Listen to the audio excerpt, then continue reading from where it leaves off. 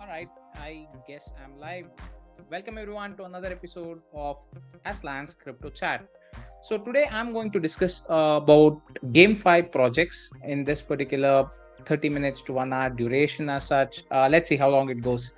I just wanted to discuss a lot about what GameFi industry is and how it's actually moving ahead, and wanted to have a dip check as to my favorite projects. What are they and why is it that I have invested in them? And want to tell you more about how it's actually shaping the future for gamers, to be precise, right? So let's have a quick look at few of the charts on Dex tools. Okay, so the first and my most favorite, to be honest, would be Jetstar. The main reason here being the team, and second being the vision that they have, and third being their kick-ass NFTs, which are hand-drawn and not the computer-generated ones. I mean, this is not a rating as such, just putting it very clear. The second one I love is Mandox, and because of again the team, the people behind it, and the way that their vision is in terms of using, I mean, crypto on one side, but on the other side, it's more focused towards charity, development of the poor countries and stuff like that. So that's a really good big yes for me on that front. And yes, they have some pretty good NFTs as well. They have a pretty good collection of a host of NFTs, to be precise. And The third one is, I don't know if not many people know about this or not. uh, this is a project called Sacred Tales. Well, this is something that I've been following from quite some time. I bumped into this particular project randomly, in fact, and this has been also my favorite after seeing some of the reveals and some of the gameplay mechanics that they have showcased and stuff like that. So I'm a big fan of it right now. So I'm invested in all these three projects. Apart from this, there is another one that I want to showcase called Crypto Villages. Where did that go? Yeah.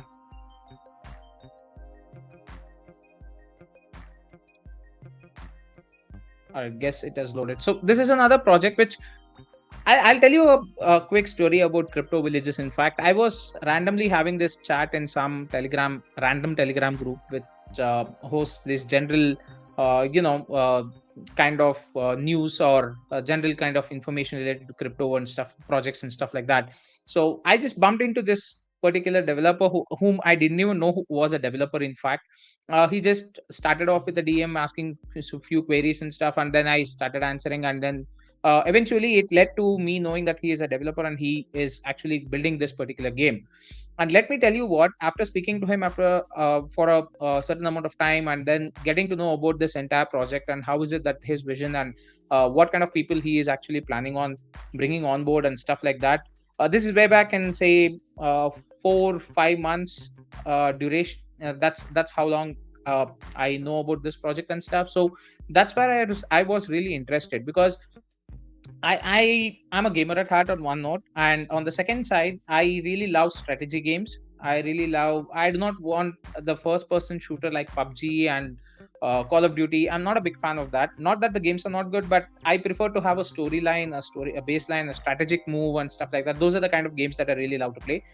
So I mean, this reminded me, the entire concept, the idea and stuff like that, they reminded me a lot about Age of Empires, especially the Age of Empires 2. If you look at the actual background, you could have a lot of relation towards Age of Empires 2 buildings and stuff, right? So the design and other stuff. So I don't know, I was really interested in that, and this has been doing pretty good in my honest opinion. That's again my personal opinion, guys, and that's where I thought, okay, this is a project that I really want to have some hands on from my side and have a check on what's going on, how is it going to fare and stuff like that. I did go ahead and buy some of the premium buildings, I'll be honest with that. That's only as an investment perspective, but apart from the I'm sorry, the stakeholder buildings, the bazaar, the bank, trading post, I did not buy the bank, I'm not so rich. I just bought a trading post, so just as a investment purpose. But later on I just got to know that the game itself would be really cool. So that's when I actually also bought a few premium buildings, just because I wanted to play the game, experience the fun. And on one note, I mean, coming across to these three projects and keeping them aside and stuff. So hey Josh, thank you so much. Hi there. And Matt, Pineapple CS. I have the pineapple right here. I'll never forget the pineapples. So for others watching this, join the Deadstar TG or the Telegram group, and that's when you know what pineapple means, right? So okay, coming down to the actual fact of why is it that I'm more interested towards the GameFi projects? Simply put it, because of the reason being me a gamer, and I would definitely love to invest myself in gaming projects, because one, you get to play the games, you get to experience them, you get to have the fun. Apart from that, you also get to earn, right? So play to earn will be the next future when it comes to the gaming industry. And there's a lot of news that is also backing this particular factor, mainly for the concept of, let's take the recent example of Diablo Immortal itself. If you speak of Diablo Immortal, a lot of gamers quit the entire game mainly because of the microtransactions that were involved. Now, yes, I'm not saying no that people or gaming studios should not make money, but there is some kind of limitation and a balance that needs to be maintained, due to which a lot of gamers, a lot of streamers, in fact, they quit and they stop playing Diablo Immortal. I'll be honest, I've been playing Diablo Immortal, and I have kind of, uh, I played on almost 3 to 4 different servers, not only single server. So I've played the entire story campaign like say 4 to 5 times, I guess. So I mean, after a certain amount of time, it tends to get a little more repetitive and kind of gets a little boring. But recently they have been adding a few more elements, which is kind of good. And I did see that there is a little bit of tweak in the mechanics of the game as well, especially in the legendary drops and the experience gain and stuff like that. So it's kind of okay, I would say. But I mean, considering comparison with what blockchain games are actually coming out in the near future, they have a serious competition, guys. So that's where I personally feel that GameFi is going to have a very big market capitalization in the coming years, say 3 to 4 years or even 5 years down the lane. I would definitely see a lot more development happening towards the GameFi blockchain games. We would definitely see a lot of AAA titles. Now, when I say AAA titles, these are titles which are big bestsellers, like God of War. Uh, so you have I mean, there are a lot many games that I want to actually bring out. Assassin's Creed series, you do have. I mean, you can take Age of Empires series, and every game that is out there, which is a AAA title. You can expect those quality of games, those kind of games, to actually get into the NFT sector, get into the GameFi sector. These kind of games are the ones that we actually want to have on the entire section of GameFi blockchain games. So earlier, I mean, there were a lot of projects that did come out. Speaking of, we are going to build a game, we are going to build an NFT marketplace, we are going to have a lot of GameFi elements and stuff like that. Yeah, but when you look at it, the graphics, the gameplay mechanism, or I mean, let me take Axie Infinity itself, the biggest elephant in the room, in fact, to speak. Axie Infinity started off as a blockchain game, which kind of started a revolution in terms of GameFi industry. To be frank, they had a huge fan base, they had a huge amount of people playing the game. They had huge NFT sales, in fact, because you ideally needed 3 NFTs or 3 Axies to start the game in the first place. So I mean, all this stuff kept aside, they did have a good fan following that was built. But recently, say, I guess 5 to 6 months back, that is when the first debacles happened, when they lost everything in terms of the plan of in-game economy that they actually had earlier. The staking rewards, the in-game economy, the other kind of rewards, everything started to backlash, because I personally believe, again, this is just my personal opinion, guys. They focused more on getting people on board to the game, start the game, and start the revenue system, in fact, rather than concentrating on the actual economy behind the in-game mechanics, the in-game generation of revenue and stuff, and in-game rewards as well, right? So for example, take it this way, like the staking rewards, if you are able to get 100 tokens for staking just 1,000 tokens, that's close to around a 10% reward system, right? But whereas when you do not have a pool designed to even get that many tokens into the staking pool, that's a failure in economy, right? So where will you mint these new tokens from, because the supply is always limited, right? So on these particular aspects, I believe that's where they actually failed, and that is a big learning for a lot of other GameFi projects, which until that point of time thought, okay, they could go ahead and launch with what they had. but they had to get back to the drawing boards. They had to go back and rework on certain in-game mechanics. They also had to rework on certain NFTs. They also had to rework on certain pricing mechanisms. All this stuff had to be reworked on. And who would have not guessed about the regulation part, which came into the mainstream sometime during November, December time last year? That's when a lot of news started kicking in with regulation, a lot of bans, a lot of talks, and a lot of positive and negative news, both from the governments. Few of the countries accepting crypto payments, and few of the countries outright banning them. Few of the countries like semi bans and stuff like that. I mean, it was an entire mess, I would say. So, thinking on those lines, I guess, when it comes to the actual GameFi mechanism, to be precise, why would gamers shift from a regular gaming industry to a blockchain gaming? I would say the biggest advantage here would be for the amount of money that they could actually make. I mean, literal cash that they could actually make by playing these kind of play to earn NFTs. I'm sorry, play to earn games and earn these NFTs, or even sell them on the secondary market, like OpenSea and stuff like that, or even in game. And apart from that, the experience that they would get in terms of having this true ownership of assets is totally different. Now, even when it comes to true ownership, there is a bit of a difference over here depending on projects themselves. So you need to be a little careful when you are actually choosing such projects, because certain projects, even though they do have NFTs, they do have some good quality NFTs and stuff, they are not completely yours. Even though you go ahead and buy, there will be some kind of a centralized system for the project owners to somehow control these NFTs in the game. Like, you wouldn't be able to sell those NFTs anywhere else apart from the respective marketplace that they have. Those kind of locks might be there, right? So you need to choose those kind of projects which are actually good enough to have an open market sale available, as well as that particular demand for those NFTs should also be there in the open market. Like, if you build a game which is so damn cocooned, right, and you feel that you can actually make some pretty good amount of money. You play the game for, say, a month or so, you get some pretty good NFTs, but when there is no actual market for those NFTs, then it makes no sense, right? So on those grounds, you need to even choose those kind of projects wherein you do have some market value for the NFTs that you earn, or whatever investments that you make. Ultimately, yes, everyone invests for money. Everyone wants to, unless and until you're a true gamer alone and who wants to just go ahead and play for fun, your hard-earned money, whatever you invest, you would definitely expect some kind of returns out of it. So these are some of the things that you need to really keep in mind before you get into any of the GameFi projects as such. So apart from this, I also want to tell you about this game project Quantum. This is a FPS game, and let me just go ahead and open up. Yeah, I mean, looking at the website and looking at the artwork that they have, I believe that this would be a game-changing game. I mean, what game-changing game? No, a game changer in the GameFi space.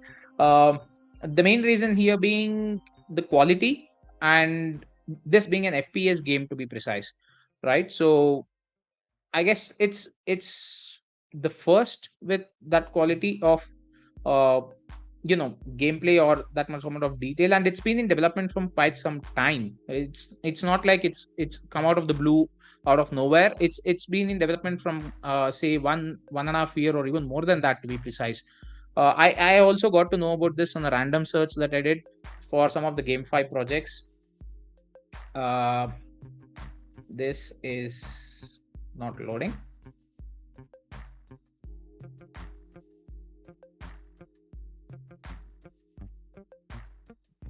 Let me just check. Ah,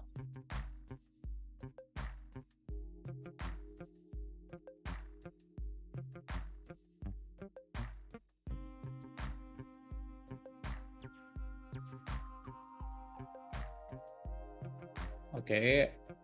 Let me quickly take the white paper itself.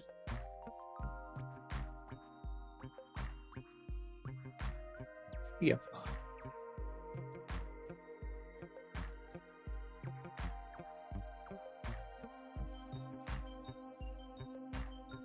Yeah, I mean, here you go with the tokenomics and stuff, and utility and things.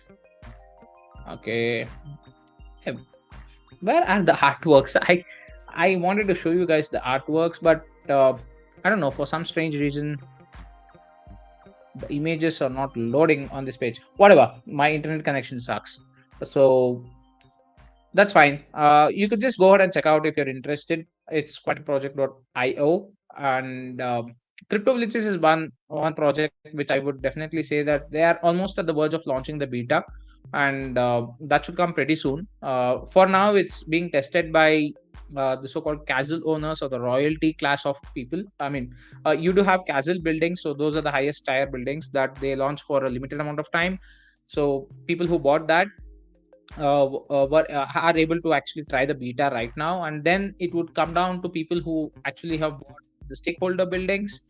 So yeah, you could actually try the beta in, say, coming weeks probably, and once that's done, I guess it's due for launch pretty soon. And the token itself, to be precise, has not yet launched.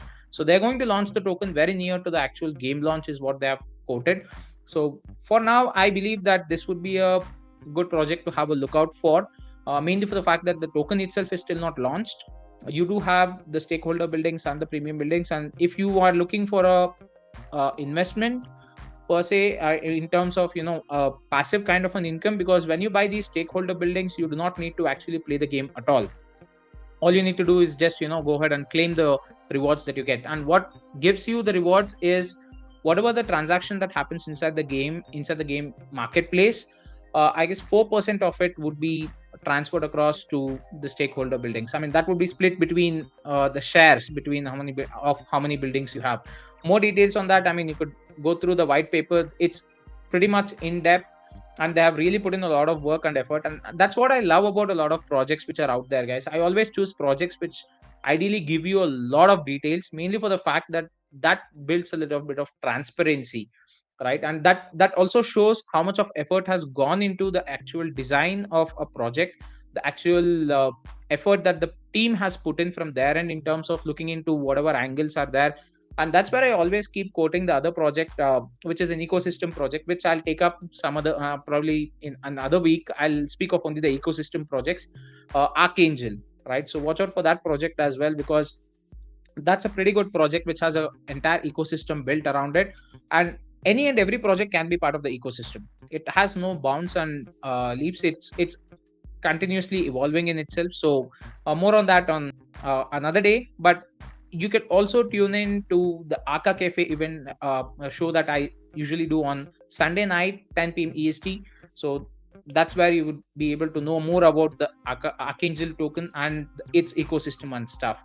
So on this particular project, if you have a look at it, I mean, it's more to do with building a village, feeding your villagers, going around with certain wilderness raids, and also conquering other lands, like wage wars against other kingdoms or other villages and stuff, and earn some in-game currency and stuff like that. So they did have a they called their initial token CVGT and the in-game token doubloons, but they recently had a renaming competition kind of sorts run. So I don't know what the new names of the in-game currency and the actual currency would be.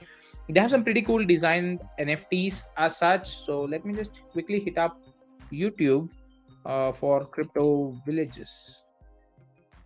I guess it should come up. Yeah, here you go. Where is that?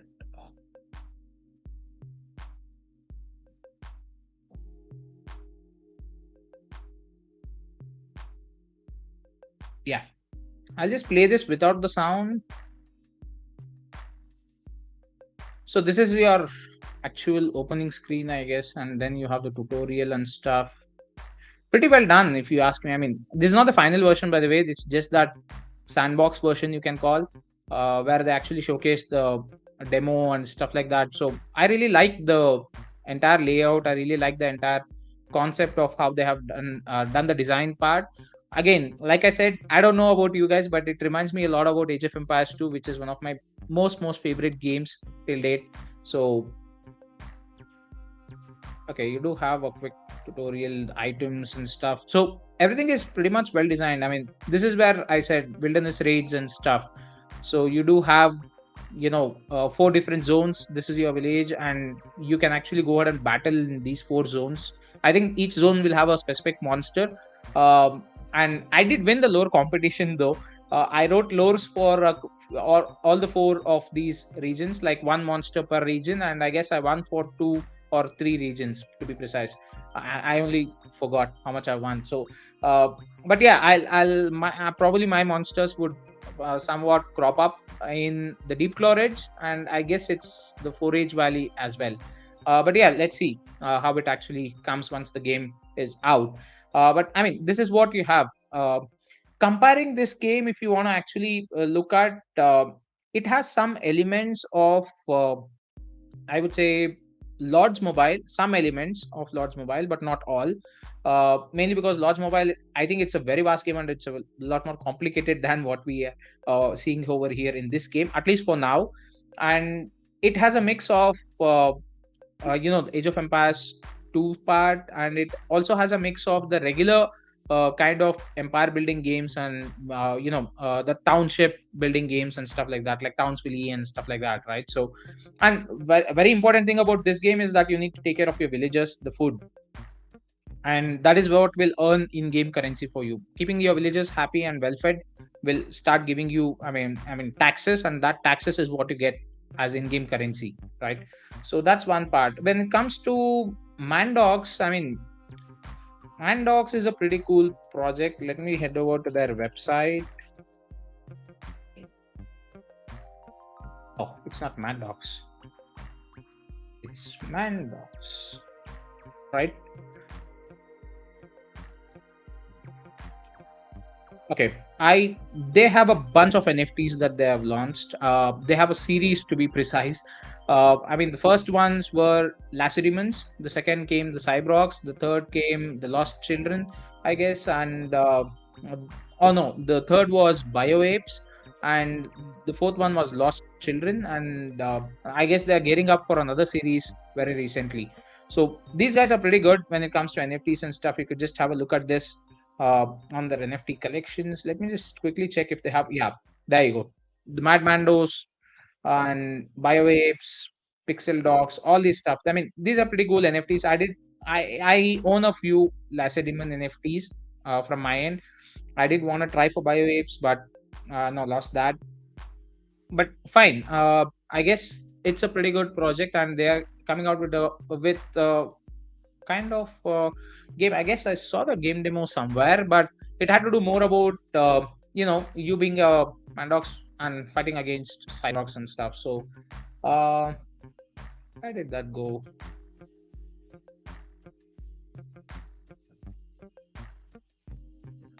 And they do have these cool videos for each of their NFT launch and stuff. So you can actually just know a little bit of the lore of what they have on each of the NFTs. So that's pretty cool. That's what I liked. I mean, the artwork is pretty good, and it's genuine artwork. It's not like kind of totally computer generated or AI generated and stuff. So this is Luke. In fact, he's the owner, and he's the one who designs a lot of NFTs, to be frank. And that's where I really like this particular project. The team is really good. I'll be honest with that. The people are really good. The team is really good, and whatever vision they have in terms of propelling this project to the next level, I think they're definitely going to do it, because they're going to push it no matter what. And regarding Sacred Tales, let me just show you about Sacred Tales. They have been releasing a lot of videos and stuff. Their staking is actually live and running. They have adhered to whatever promises they actually made. In fact, I'm really happy with that, because there are quite a few projects who really do that, who under promise and probably over deliver. I'll come to the last final, my most favorite part, Jetstar, after this. But yeah, this is what I have to showcase in terms of Sacred Tales. This is a pretty cool battle game, somewhat similar to Axie, you can say, but instead of Axies, you do have these cute, I don't know what you want to say, cat or the EV Pokemon, whatever you want to call them, right? So, but these are cute. I mean, I've seen the designs, and I've seen some of their videos on YouTube as well, as to the environment design, the game mechanics and stuff. They look pretty cool. All right, so I'm excited for this, to be honest. I'm yet to see how the game actually completely comes out and when I can actually play it. But for now, I've just bought a small amount of tokens. I've just put them on staking. Let it do its magic. Let me just see what I can get from the staking pool itself, and it's paying pretty good for a fact. I guess day before yesterday they had the minting done for the Sacred Tales NFTs. Uh, I think it's still there for uh, what? Oh, okay. I have been okay. Call me an idiot, but I've been actually speaking a lot about all this stuff without even sharing the screen with you guys. I am so sorry, guys. Hold on. Call it a debacle in the first live session. All right. Uh, okay. I spoke a lot about crypto villages. Let me just show you that. I spoke a lot about Mandos. Let me show you that. There you go. This is actually crypto villages, and this is the layout. This is where I said the building design. This is your premium buildings. These are your stakeholder buildings, and what about Mandox? Here you go.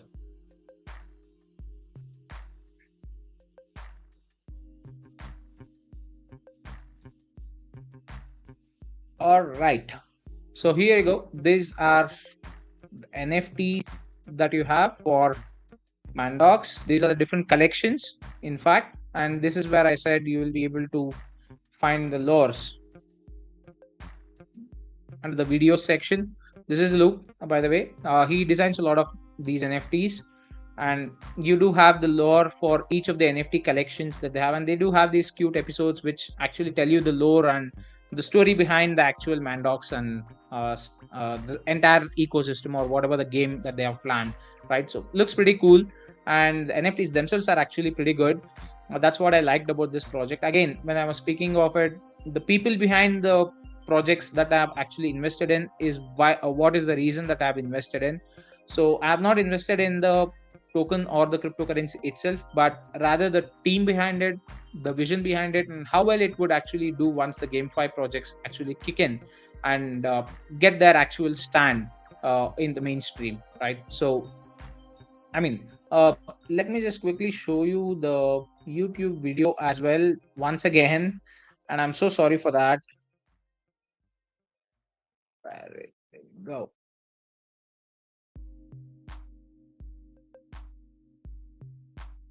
Yeah,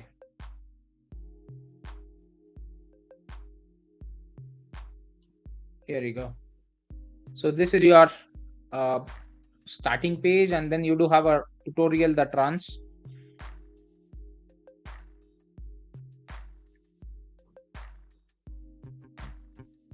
This is where you'll be able to see the buildings and stuff and know whether you want to feed them or not. I mean, the whole game is kind of nostalgic to me with Age of Empires in the background. And then again, you have this marketplace that's getting built and all those stuff. Where did that? Uh, yeah, here you go. The different zones that are there. So, like I said, the Deep Lorage, the Dust Bowl, Mount Cryptopia, and Forage Valley. I did write the lore of few of the monsters for all the four, and I guess I won for Deep Lorage, Mount Cryptopia, and Forage Valley. So probably the characters or the lore that I have given would be the monsters that you would get a chance to battle once the game comes out with Mount Cryptopia, Forage Valley, and Deep Lorage. So, I mean, couple of great visions that they have, especially with this particular game. I'm very much excited. So let's see how it all goes. And this is Sacred Tales that I was speaking of. You want to call it the Pokemon EV versions because some of them do look like Vaporeon or even uh, okay, I keep forgetting names now. Um, Embryon, you do have Embryon, and you have uh, what's that flaming thing? I forgot the name. I'm sorry for that, but yeah, I mean different versions of EV evolutions. You could call that. Somewhat look similar to that, or you want to call them cool cats. Yeah, you can actually call them cats, whatever you desire. But they are cute monsters, I would say. But yeah, this is a pretty good game. They also have a pretty good visual in terms of the actual game design and stuff. These are kind of, they have this open world concept, and these will be pets who would travel along with you. And you need to have at least two or three, I guess, to go ahead and battle another Shinzei. That's what they call them, Shinzeis.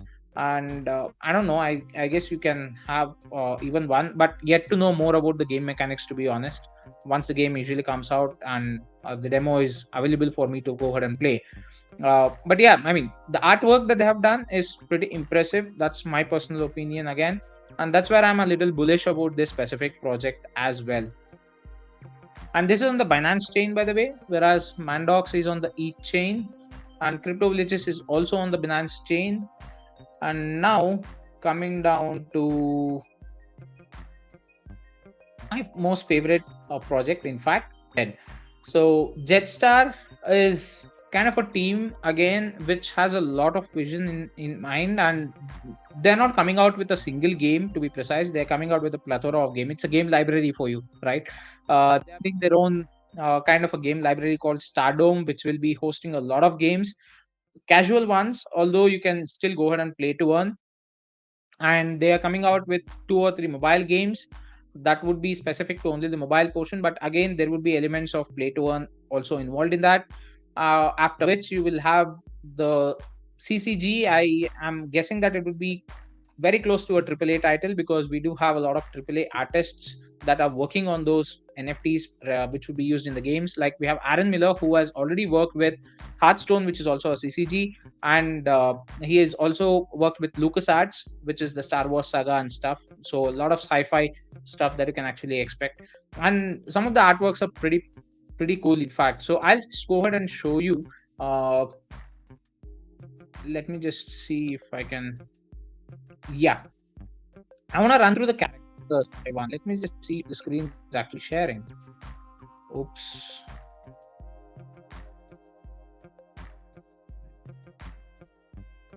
Okay, let me just stop the screen share and share this fresh.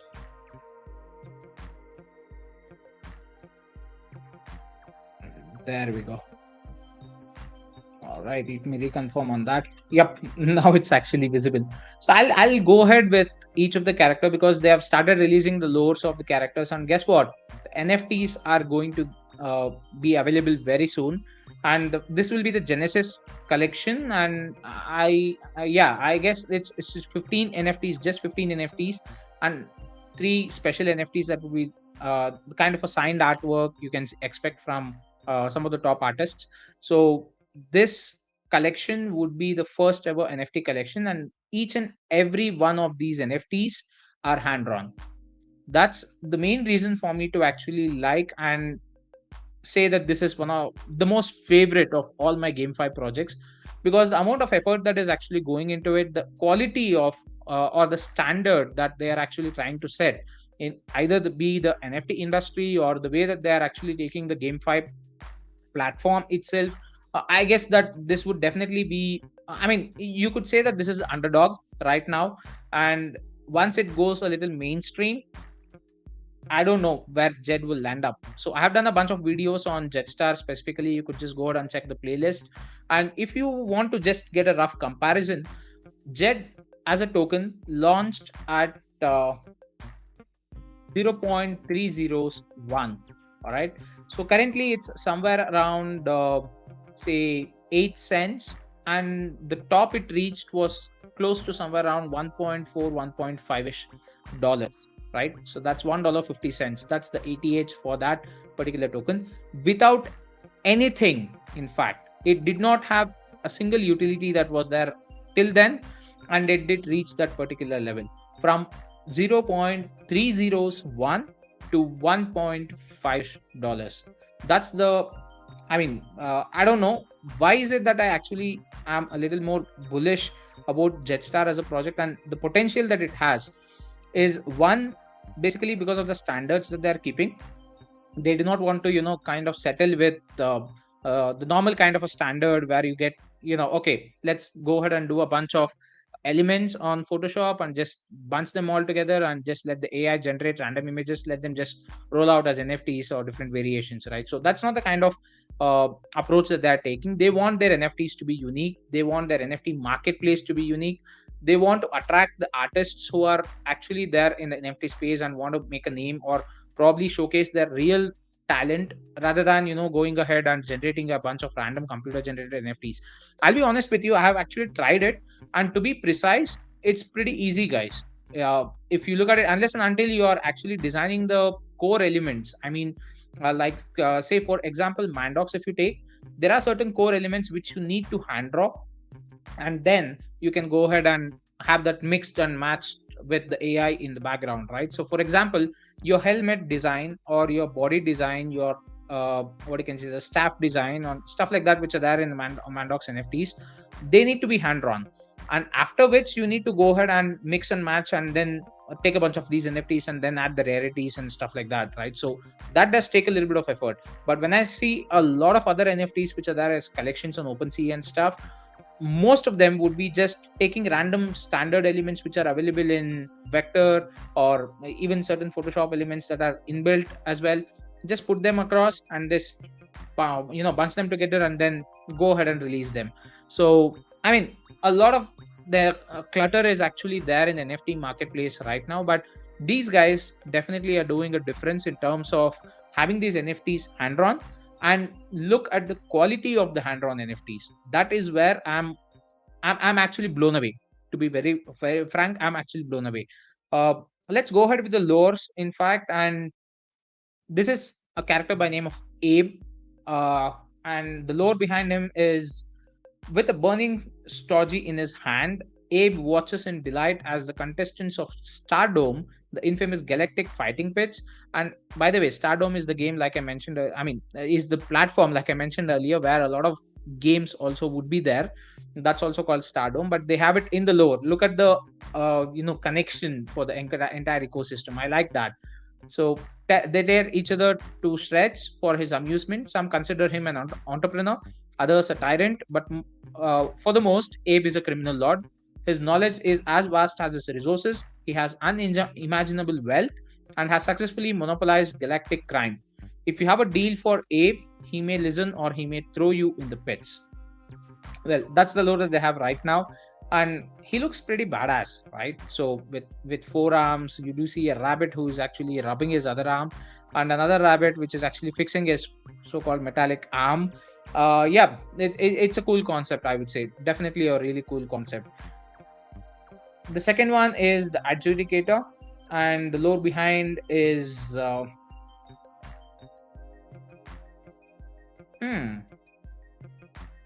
it's battle ready Genesis Mint who will feature as a rare NFT. Okay, hopefully you're not the one very unlucky to have found yourself in the burning gaze of that single red eye. I mean, this is where you go. The amount of detailing that they have actually put in and added that to the actual lore, that is something I really love. Indeed, death shall come on swift wings. Do not let the name fool you. The adjudicator is judge, jury, and executioner. Pictured here is in stoic terror. We find the adjudicator primed in a fiery red aura, ready to lay judgment on some poor soul. What kind of judgment would the adjudicator pass? I guess he just passes the judgment of buy me. I mean, I don't know. Okay, let's see. But I really love the way that they've actually made this character very, very casual and a party animal kind of stuff. This is Alistar, by the way. And the way that it's actually, I mean, I think when they released it on the website, I'll show it to you in a little while. On the website, it's a totally different version. And when they revealed the character, that was a totally different version. And this is another hand-drawn version variant. Again, you could see the detailing, you could see all these brushstrokes and stuff. That's what I said. It's not AI generated, it's totally hand-drawn. And some of the top artists like Tony Moy, who was a watercolor art specialist, you could go ahead and look that up. On my other videos which I've done, I've also left the link for Tony Moy's official website as well. I mean, he's a very talented artist, guys. And the team behind the artwork that is involved with Jetstar, they're top class, I would say. Again, personal opinion. So enchanting emerald eyes and gleaming smile that ensures even the strongest willed are stamming as he is deadly. Once a devout member of the Red Iris cult, Alistar is now the fiercest mercenary employed by the Olim Corporation. I'm edging to know who is this Olim Corporation. On any given night, you will find Alistar rubbing elbows with who's who of the galaxy, holding his signature Quebec's stinger raised and every full ever full to the brim with Rylium champagne. Huh, the green color liquid is Rylium champagne. Okay, I thought it was the goo version of vodka martini since you have the olive in fact, I guess it's an olive. I'm not so sure. But yeah, he radiates the unfettered joy of a fresh kill.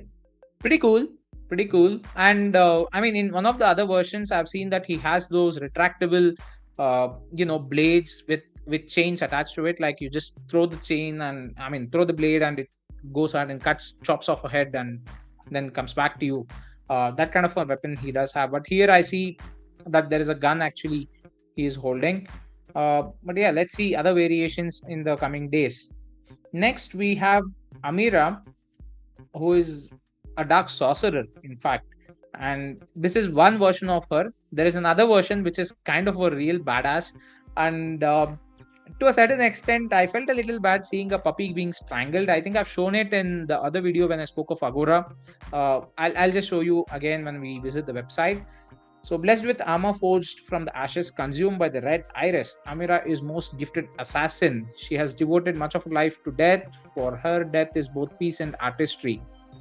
Baptized from the fires of a dying star, enchanted by death itself, crying out and said to deliver us all that eternal slumber. Does Amira have toe beans? Oh yes, she does. She definitely does. You can actually see these toe beans over here. Um, sure, she can kill us, but we have to know. Let's see. Let's wait and watch. And I guess no, that's Kali. Yeah, I'll come to that.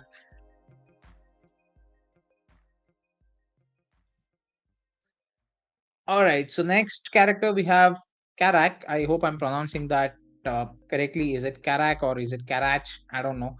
But yeah, let's see. The only world that Carrack knows is that of blood and conquest. Presiding over the god remains of his enemies, who he views as prey.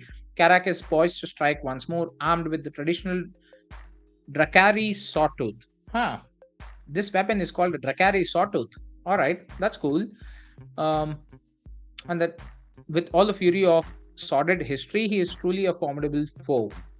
A formidable foe, not formidable force. So that means he's on the enemy side. I guess so. Yeah, he's on the bad side. I think so. But I mean, bad or good, it again depends on what faction or what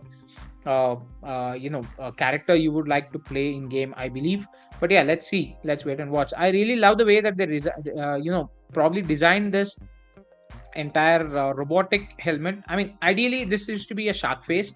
If you have actually had a look at the earlier versions of the website and other stuff, or when we were speaking about the concept arts that they was showing us, it had more to do with the regular actual shark face and stuff. But then I guess they have redesigned it to probably look like a helmet which is put across and a robotic kind of a look for the head. I really love it. I really love the artwork that they have actually put in. And one thing that I've been observing is the green liquid everywhere, probably, but this is orange. This is green. Do we have green here? No. But what's this green thing that's oozing out of its mouth? Acid? I don't know. Probably. But yeah, let's see. And then we have the favorite and the hero of the show, Jed. Now, what's the story behind Jed? Sly, nimble, but promising, Jed was an ordinary fox selected not of his own free will to partake in what would be the greatest experiment in the galaxy. So, looking at him here, we see a normal inquisitive fox, unaware of his fate and that the galaxy is about to change forever. All right, so I mean, as far as I'm aware about this, Jed, this is the first version, kind of the initial version as such, and how the lore actually goes is more towards there will be some substance. This was revealed by Terry, who is the main art designer and who is behind the entire lore and design of NFTs and stuff like that.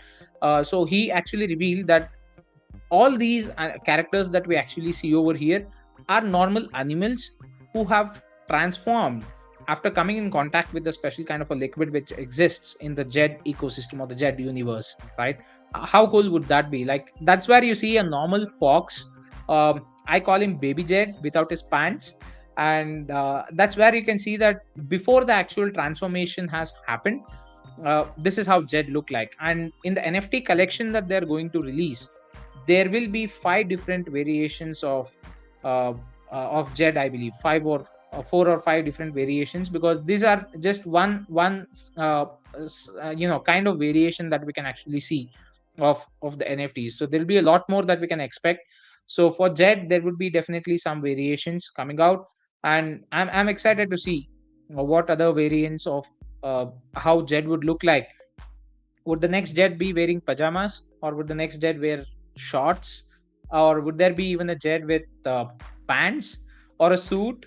Let's just wait and watch. I'm a little curious for that. Then we have Kali, who is kind of an assassin, and I mean, if you look at this artwork and the one that was there in the reveal, it's totally two different, huge difference between these two, because that was damn kick-ass with the long sniper rifle. I'll show you on the website. That was pretty cool, but this looks a little more subtle. And you know what? One thing that I would like to also quote is almost all these artworks, if you look at them, they're kind of poster material. I would really love to, have these as, I mean, printed as posters and probably put it in the back on the wall somewhere. So I'm going to do that someday. But once I get a high res image, or probably if I even buy the NFT and I'm lucky enough to get one, then yeah, let's see.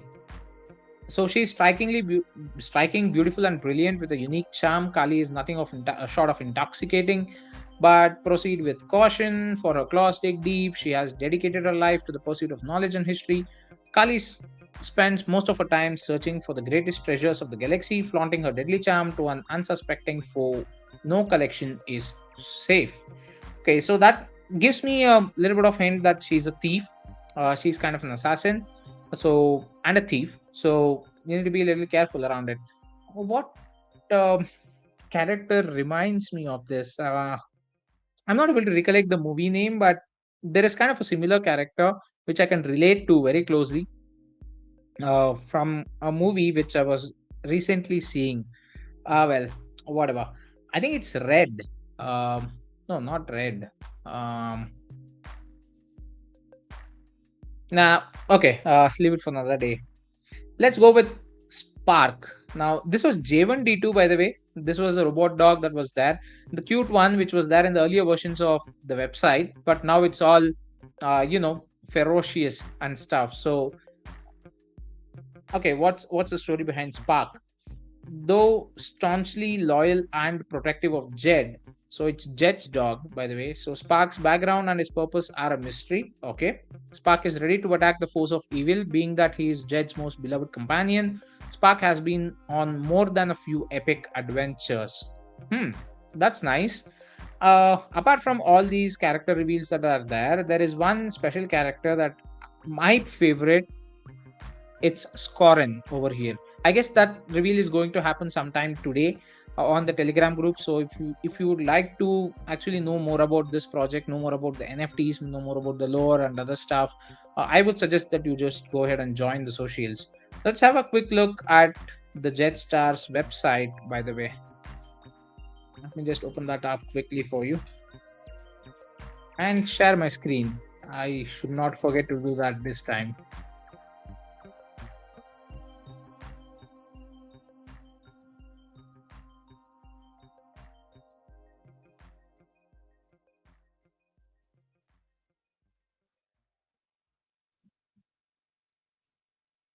All right. Yeah, there we go. Okay, so you have this mint happening pretty soon. This is what I said, the retractable claws, which kind of shoots, or which kind of just comes out from the back. And this is Kali. I told you about the long sniper rifle, and this character, it looks totally so damn different than the other one, right? And this is Amira, and this is where I said, squeezing the puppy's head. Uh, you do have this dark sorceress, and this is the other version of Amira that you see over here. So yeah, I'm pretty much excited, and the first ever utility, I would say, and it's a revolution in itself. Silvervolt is the first app. This has in-game items that you can literally get for free of cost. Apart from the only thing that you do is charge your phone. And yes, you really heard me right. And there is definitely a lot of proof to that, because where did that go? Just a moment. All right. I don't know if you're able to see this. Uh, yeah. This particular Razer Death Adder, I got it for free completely from Silvervolt. I participated in the auctions, and all you need for participating in the auction are volts, which would be generated when you are actually using the app and just charging your phone. How it actually works in the background, it ideally contributes to mining crypto, and you will be actually getting volts as kind of an incentive for using your processor for the mining in the backend. And using those volts is what you go ahead and bid for certain in-game items. Sorry for that. So you do have Diablo orbs. I just won the last week's auction for 1,500 eternal orbs. So if you're playing Diablo Immortal, then you should definitely try this app out, because it gives you free eternal orbs. That, if you look at it, actually would have cost me somewhere close to around 20-25 ish dollars, and that's quite a high amount for me here, at least in India, to spend on a single game for certain in-game items. And I got it absolutely free of cost. So this is something that you should definitely go ahead and have a check out. For hardware is also available, and there are a lot many things that this particular app can do in the future, in fact, right? So it's still in very nascent stages. It's still uh, probably pretty new, because it's just been 2.5 months or so after the actual launch has happened. So you can actually go ahead and check that out, and more items as and when it adds up will definitely be coming out to Silvervolt. We would also have certain of the in-game items of Jetstar's ecosystem games themselves to be out on Silvervolt. So you could literally actually purchase some of the premium items of Jetstar games through Silvervolt, that too free of cost. The only cost that you would pay is the electricity bill. Apart from that, or your broadband or data bills. Apart from that, I guess there's absolutely nothing that you're actually paying for. And the beauty of this app, I've been using it from quite some time, so that's where I've been very confident. It's seamless. It's as simple as that. I'll leave the link to this app in the description of this video. You could go ahead and check that out, or I have made separate videos specific to Silvervolt, how it works, how it operates. I've also done the unboxing video of the Razer mouse that you just saw. It's all true. Period. It's all true. So that's something that you really need to check out, and that's where, I said that they have a different standard, a different way of approach. And let me tell you, the Silvervolt cannot be limited to only Jetstar ecosystem.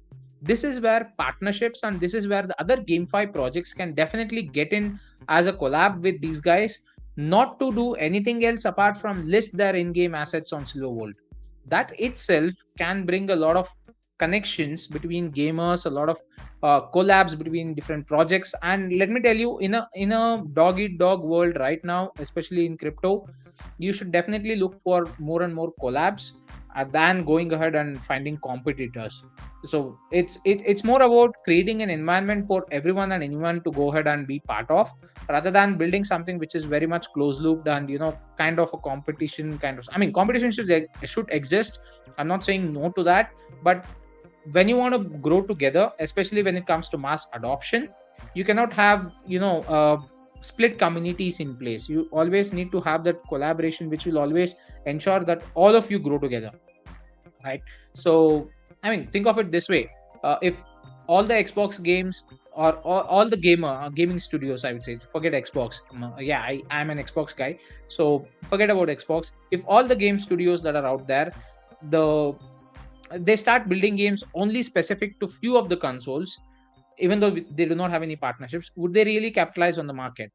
No, right? They need to build it for the Windows, they need to build it for Mac, they need to build it for Xbox, they need to build it for Nintendo Switch, they need to build it for the PS, PS5 or PS4. the PlayStation, all these, and also the mobile industry, to be precise. So they also need to have something for the mobile version as well. So all these things involved will only ensure a very big success for any of the games that they actually make. That's where you need to be, that's where I feel that collaborations will be the way forward in terms of reaching new heights in the GameFi industry especially. And even when metaverse kicks in, you definitely will be creating a different universe inside itself. So their collaborations between different projects, having a street full of one project and the next street full of buildings of other project, or having a gaming center where you could virtually go in and play all these games in a single place, that would be pretty cool, right? And that cannot happen without collabs, right? So I believe that there is a very bright future for this particular app as such, because there are a lot many things that you can actually do with this, right? So that's where I'm a little confident about this. Okay, I'm sorry, my mouse stuck. Okay, I'm confident about this particular app. And then you do have their games that are coming out. Like I said, you have Ascension, which is actually a mobile game again, Night Claws, which is coming pretty soon. So there is a beta registration also happening right now. The only criteria that you need to have in terms of registering yourself is having 20,000 jet tokens in your wallet. So if you have 20,000 jet tokens in your wallet, you could go ahead and be registering yourself. After registration, again, it is subject to certain conditions, since there will be a limitation of the number of people who can actually go ahead and participate in these in this beta test, mainly due to the stress test or the particular server limitation capacity that they have. I mean, technical, I'm getting too technical, forget about that. But there will be limited slots, as simple as that. There will be limited slots for getting yourself a beta version, beta tester seat. So I've registered from my side. I'm just having my fingers crossed and waiting to see if I'll be selected or not. But yeah, it'll be pretty cool. This is kind of uh, I mean uh, I forgot the genre, but compare this with another game called Archero, where you control a hero and there are separate rooms with enemies, and you just dodge their attacks and you keep hitting them, right? So it's kind of a MOBA, but where you do not have an adventure RPG, I believe. Yeah, that's the genre, I guess. An adventure RPG, or sorry, action.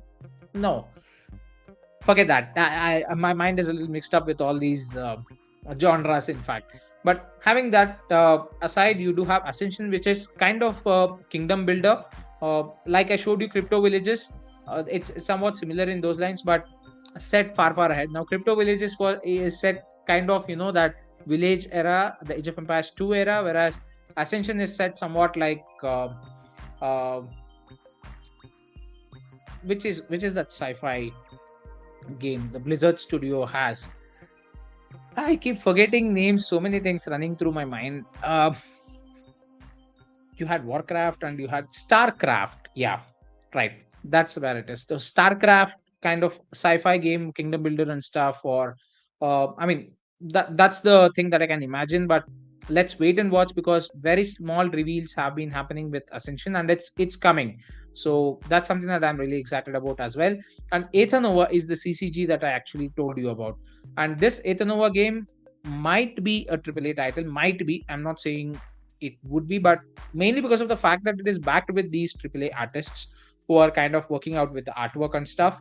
So I'm very much confident that this would be a very good game in terms of the graphics aspects as well, because Frag Games are the ones who are working on these on this particular game. In fact, Ethanova. And there is also another MMORPG, or the 3MORPG that they actually want to call. That's also coming out probably next year. It's under development as well. But for the time being, these are the three that you can expect for now. That's where I said Jetstar is actually offering a plethora of games. And it's like, you choose Inky Pinky Ponky here and there. Where you want a casual, yeah, you have a casual. You want a casino or gambling kind of game, yeah, they're having one with that. You want an action RPG kind of stuff, so yeah, they're planning to come out with that. I don't know.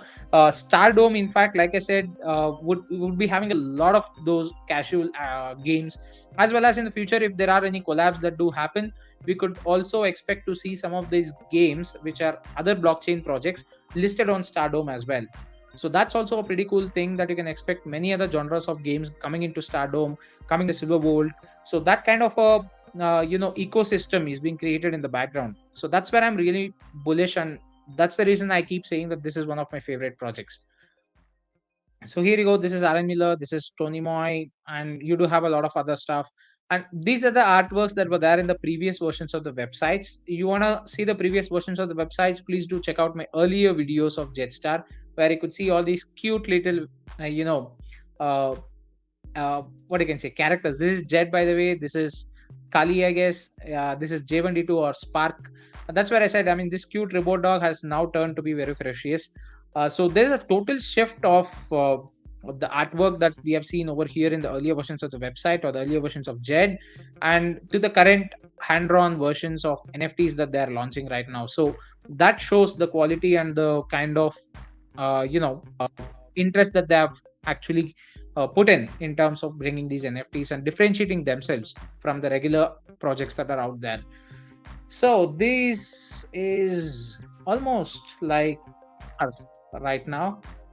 Let me just go ahead and have a check at the charts and tell you about the price points.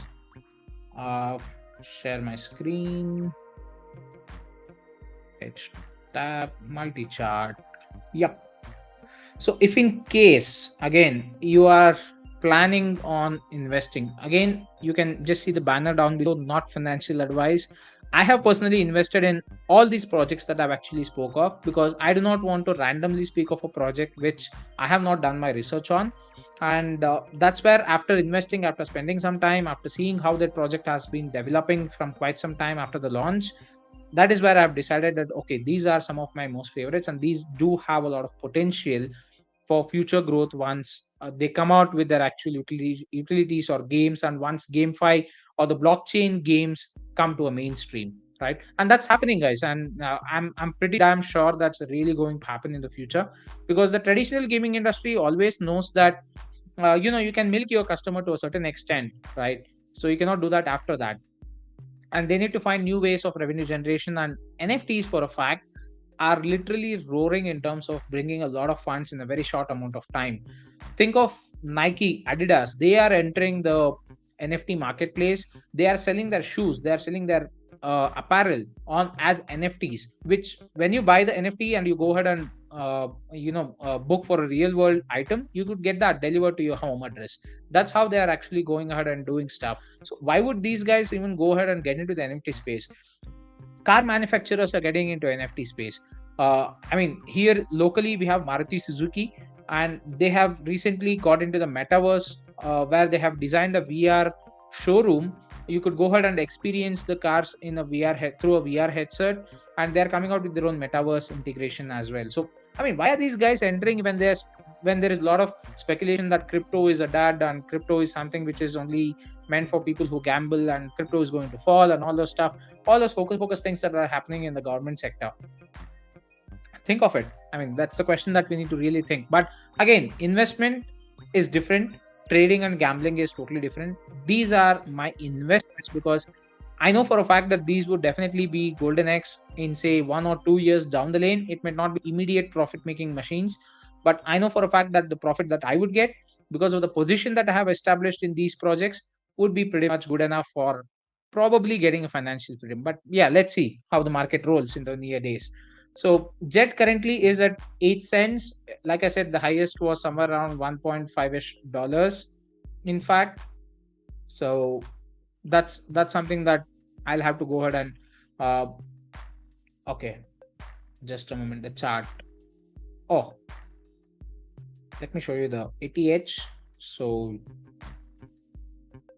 yeah, there you go. Oof.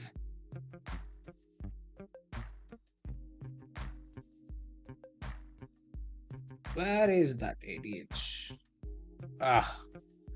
Okay, whatever.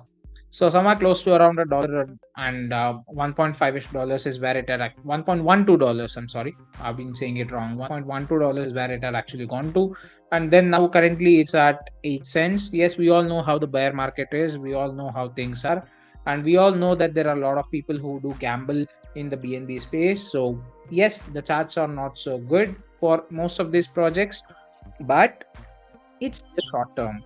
When in doubt, just zoom out. That's what I say. A lot of people who speak about charts. So this is where I said at launch, this was where Jet or Jetstar tokens were, and this is where it is right now. So people who really bought in below these sections are still in the profit. And I'll tell you what, I bought Jet when it was around 3 cents, and I'm still at profit. That's all I would say. I really got to know about this project before, well before than it reached this particular peak. I guess somewhere in the month of August itself, I got to know about this project, but I did not really invest. I joined their group. I wanted to know how it all works, and I wanted to understand how their how they function and stuff like that. So after observing that, I just went ahead and bought it sometime in the month of September-ish, and that's where I'm literally right now even kicking myself in the back as to why I did not actually go ahead and put some amount in the month of August, just as a gamble at least, even though it was pretty new, right? I think I spent a lot of time on research at that point of time. I shouldn't have done that. But yeah, I mean, it is what it is. But still, I'm saying there's a lot of potential for growth. And guess what? Jet is moving to Polygon network in the next month, sometime in September. Don't know when, but it's going to happen pretty soon. Once they move on to Polygon, it will be a whole new game out there, guys. I've done a video on Polygon network and what are its advantages, disadvantages, crypto wisdom section. Please do go ahead and check that out. And there are a lot of advantages that Polygon has, especially for GameFi platform, GameFi projects, and the NFTs that they're going to come out with. Mainly the gas fees and the minting fees, airdrops, take all that into account. So uh, that's something that's happening pretty soon. So if you would like to go ahead and get a load or a bag or whatever you want to invest, I would say do it now, because okay, there is something which I would not tell you. Go ahead and join the Telegram group. You would know about it. There is a bit of a bonus for people who buy it on the BNB chain right now, and after the migration to Polygon happens. So, what is that particular bonus and stuff like that? Get to know from the TG group. I won't tell you over here. But yeah, seems like a good option right now, since it did go up to around 12 cents very recently, 12 13 cents, and then now it has dropped around 8 cents. It happens, corrections, because you do see this big green wall. There will definitely be a red wall that would follow. And but still, I'm very much bullish, because there are a lot of things that are happening right now. We do have the NFT coming out. We will have the migration happening, and a lot more utilities and the games, like I said, will be coming out pretty soon. So I would definitely see some surge in price or some price action. I would say wouldn't specifically be on surge in price, but I would say some price action is definitely going to happen in the near future. So by near, I mean next 2 to 3 months duration. Expect that. So yeah, you could go ahead and check that out. When it comes to Mandox, I would say it's a pretty good time to either dollar cost average your investment if you have done somewhere earlier, or a pretty good entry point as well right now, because this also has a lot of potential for growth.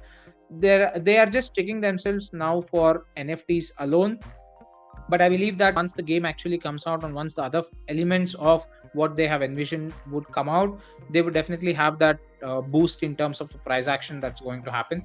So let's just wait for that. And yeah, it's a very good entry point is what I can actually say.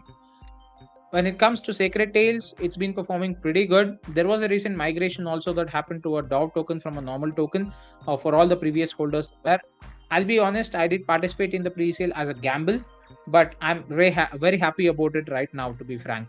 So their chart is actually pretty good, in fact. And since the game is coming out pretty soon, I can expect some price action also happening in the next 2 to 3 months, or at least the beta version is going to come out pretty soon. So next 2 to 3 months, you can expect some kind of price action happening over here as well. Coming to crypto villages, you can actually go ahead and buy some of the stakeholder buildings, or wait for the pre-sale. I'm sorry, not the pre-sale, the actual launch, near to the actual launch to happen. And there's also going to be a round of pre-sale. So join that Discord or the Telegram group, the socials, have a check on that. That would also provide you a good starting position, be it in terms of short-term profit or be it in terms of long-term investments. I believe that any project which is actually bought at the time of launch would somewhat guarantee you some kind of a benefit in terms of profit. However, if done right, again, like I said, do not just invest just because you want to invest. Be a smart investor. So Yeah, that's all I have for today in terms of some of the projects I like.